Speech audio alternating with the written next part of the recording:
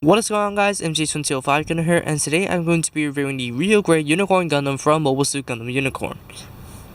So this is yet another one of those Unicorn Gundams you will see in the Gunpla universe, but this is by far, in my opinion, the most amazing 1:144 scale representation of the Unicorn Gundam. Well, simply because it is a real grade, so it would be very unfair to all the high grades, I understand. But look, hear me out. You have this semi-gloss white over here in the majority of the body, and then you have like some parts in this off-white to contrast between the white, so it doesn't look as bland. And then the blue, from which you can clearly see from the backpack and feet. This part is coming off. I'll deal with it if it comes out. You have this navy blue over here, and then you have this slightly richer blue in the centerpiece. And then, yeah, over here in the feet, you have the navy blue at the toe, and then the rich blue in the heel. So, all in all, this is like an amazing looking kit. And then obviously, you can see the little bit of red peeking out of a few gaps in the armor. The problems I have with this kit, first of all, the head. The head, because of the thick cheeks colliding with the collar, you can't really like safely get any side-to-side motion whatsoever.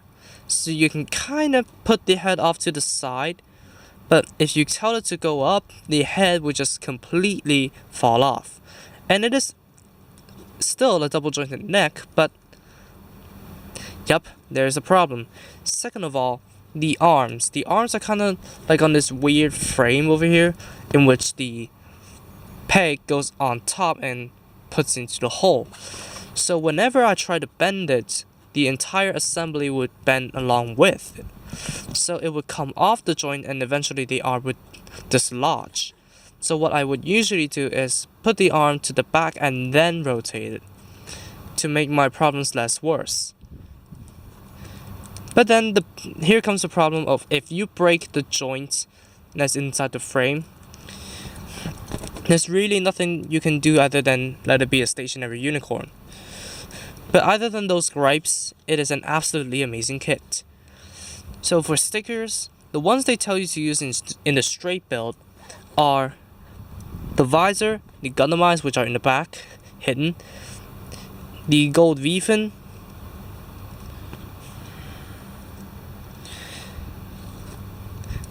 and the cameras on the back and the front of the head. Now it's covered up by the unicorn horn, but I will split it open to show you guys.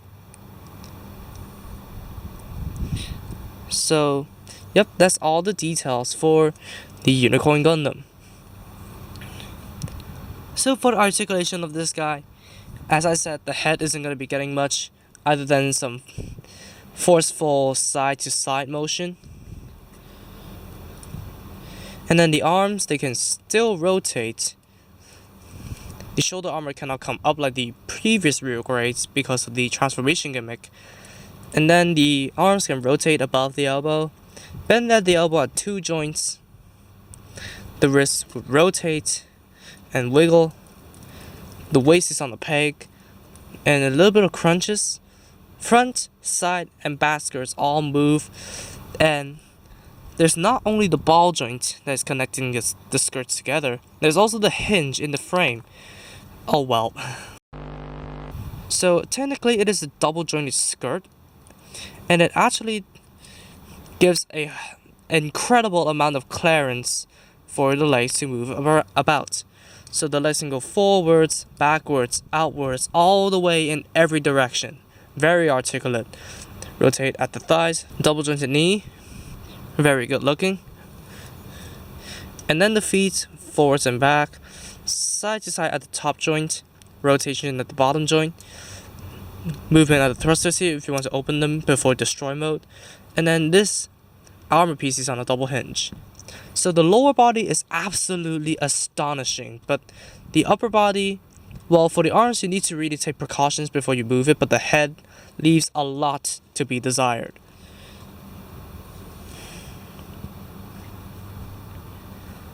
So for the accessories, you have the beam tonfas. Now I removed one of them because you have to remove them to use them in unicorn mode, since you cannot fully deploy. So I have the holding hands equipped on the Gundam. So the hands have a peg inside the palm, similar to the 00 Quanta.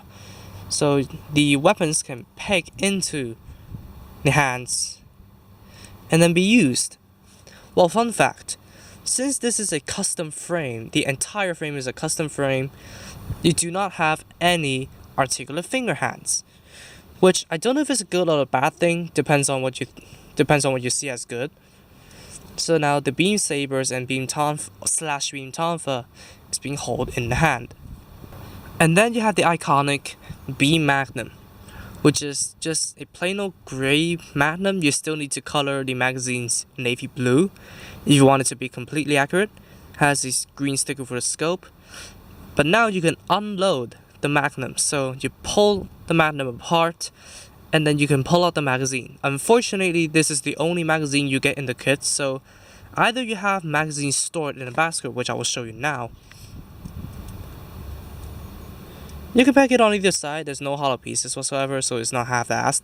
You can store it on either side of the basket. So either you have an unloaded Magnum with the magazine stored, or you have the loaded Magnum with no magazine stored in the basket. Well, you can store this on the backpack like this. So let me load it and actually let the unicorn hold it.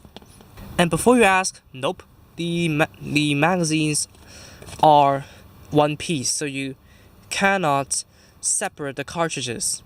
So let me unequip the Saber / Tonfa and then give it the beam Magnum.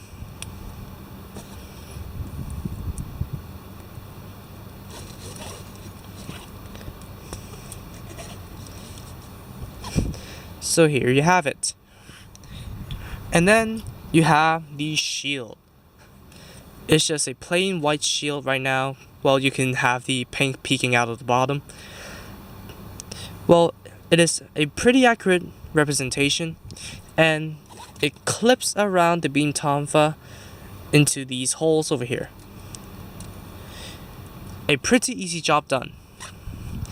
And it has like a moving track over here, so you can, oh, sorry. There's a lot of moving parts, so you can adjust the height of the shield.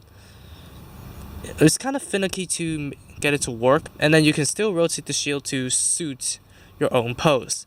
And then why not? Deploy the eye field. So that's the shield. Unfortunately, you cannot store it in the backpack, just like the high grade. And then finally, you have the Hyper Bazooka. Now it is in its combat mode unloaded. Well, it has an extraordinary amount of detail, and I love it to bits. So you can still store it in the backpack, like so. And then the ammo cartridge can be pegged onto the basket.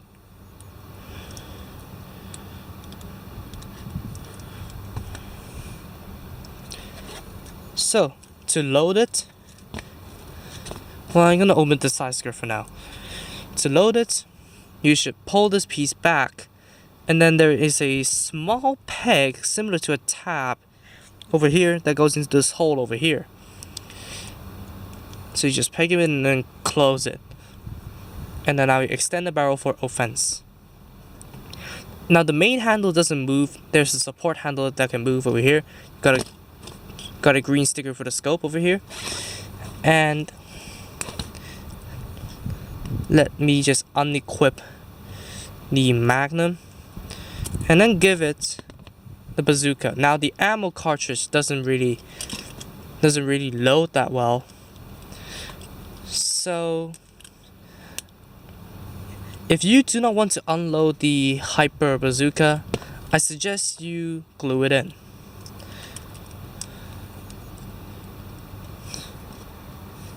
So that's the Hyper Bazooka. aside from the holding hands you get, you still have a pair of fists, which are really, really greatly detailed and more realistically clenched. Because the previous fists have all the finger joints at the same level, but this is a really great attention to detail. And then you have the open hands, which are probably the double O variety of pose, but those look pretty good. So before I move on to part 2 and transform it, here's an unfair comparison to the high grade HFX.